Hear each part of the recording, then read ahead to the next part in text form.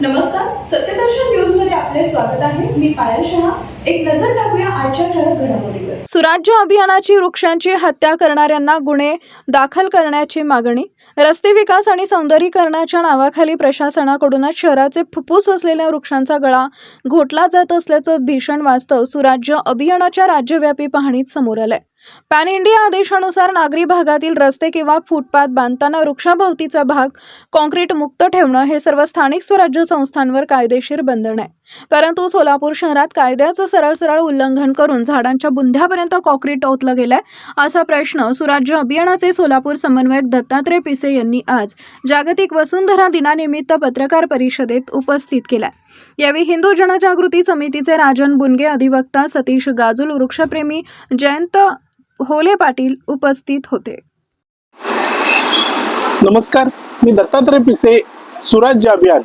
आज वसुंधरा दिनाच्या निमित्तानं आम्ही एक अत्यंत गंभीर विषय आपणापुढे मांडत आहोत की जेव्हा शहराचं फुटपाथीकरण होतं, काही काँक्रिटीकरण होतं, त्यावेळी जी झाडं आहेत त्याच्या काठोकाठ सिमेंटीकरण केलं जातं किंवा घट्ट पेविंग ब्लॉक बसवले जातात। वस्तुतः अभ्यास असा सांगतो की या घटनेमुळं झाड हळूहळू मरतं, म्हणजे ही वृक्षांची केलेली हत्याच आहे।